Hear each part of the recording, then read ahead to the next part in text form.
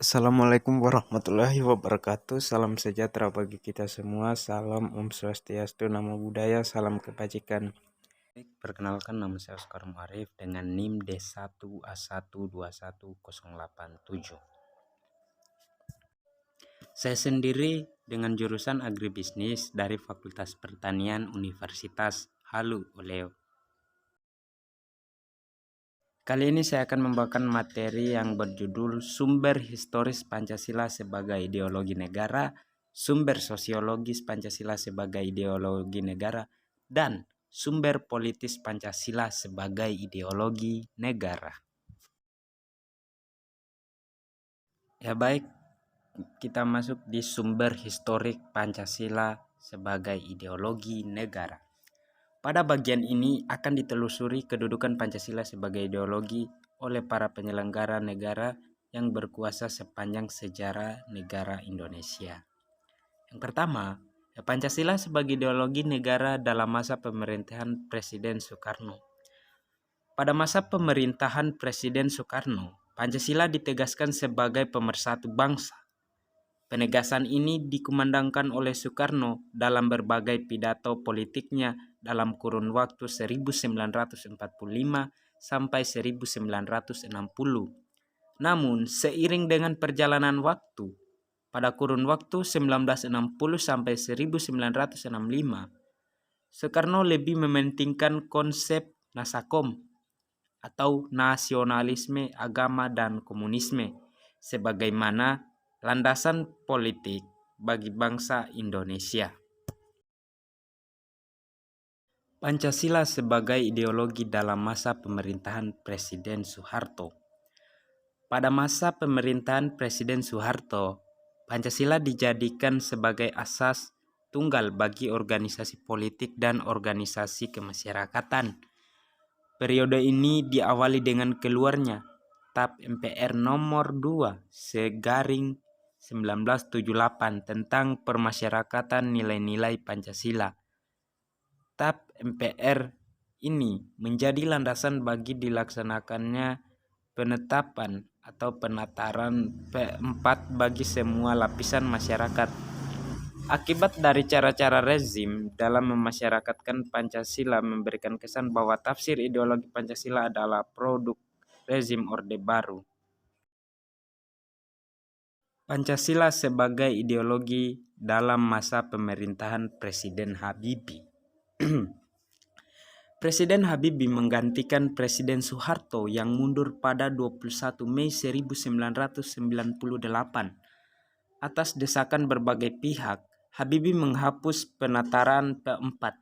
Pada masa sekarang ini, resonansi Pancasila kurang bergema karena pemerintahan Habibie lebih disibukkan masalah politis, baik dalam negeri maupun luar negeri.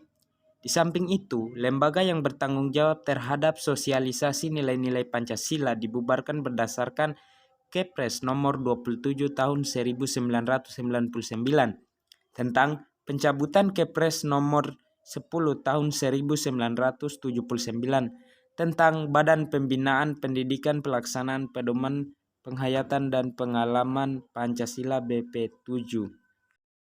Sebenarnya, dalam Kepres tersebut dinyatakan akan dibentuk 131 lembaga serupa, tetapi lembaga khusus yang mengkaji, mengembangkan, dan mengawal Pancasila hingga saat ini belum ada.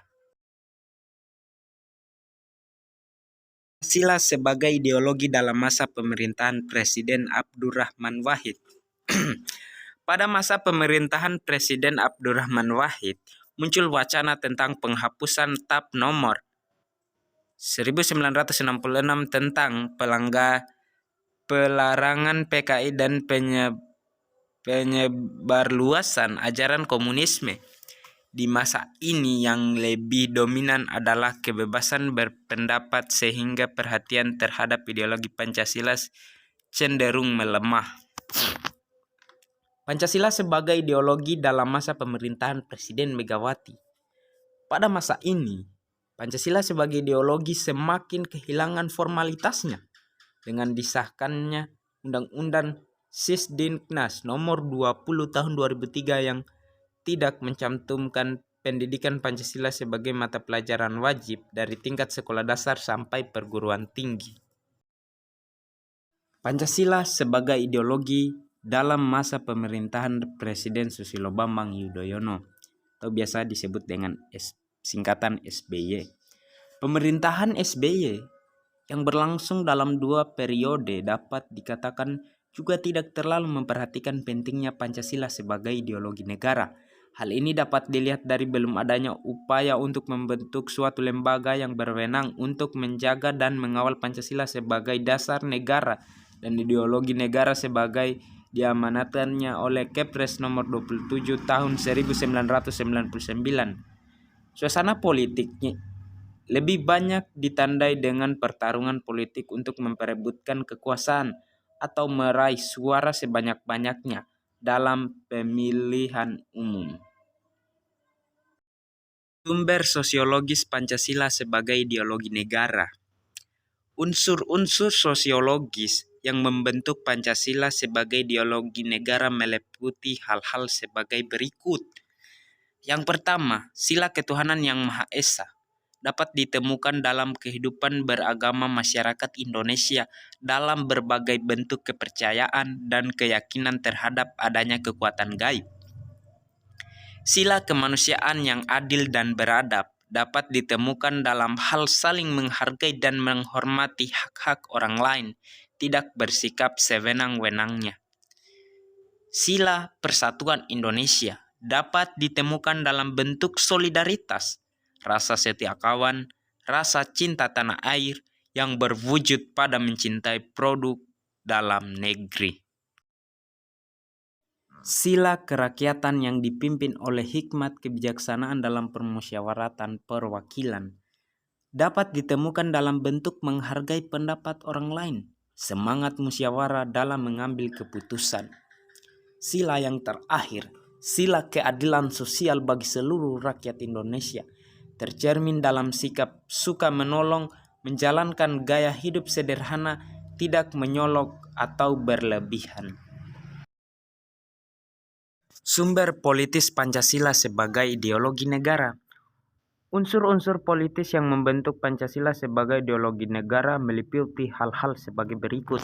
Yang pertama, sila ketuhanan yang Maha Esa diwujudkan dalam bentuk semangat toleransi antar umat beragama. Sila yang kedua, sila kemanusiaan yang adil dan beradab diwujudkan penghargaan terhadap pelaksanaan hak asasi manusia di Indonesia. Sila yang ketiga, sila persatuan Indonesia diwujudkan dalam mendahulukan kepentingan bangsa dan negara daripada kepentingan kelompok atau golongan termaksud partai. Sila yang keempat, sila kerakyatan yang dipimpin oleh hikmat kebijaksanaan dalam permusyawaratan perwakilan diwujudkan dalam mendahulukan pengambilan keputusan berdasarkan musyawarah daripada voting. Sila yang terakhir, sila keadilan sosial bagi seluruh rakyat Indonesia diwujudkan dalam bentuk tidak menyalahgunakan kekuasaan abuse of power untuk memperkaya diri atau kelompok karena penyalahgunaan kekuasaan. Itulah yang menjadi faktor pemicu terjadinya korupsi. Itulah tadi materi yang bisa saya bawakan. Terima kasih. Dengan ucapan wabillahi taufiq wal hidayah. Wassalamualaikum warahmatullahi wabarakatuh.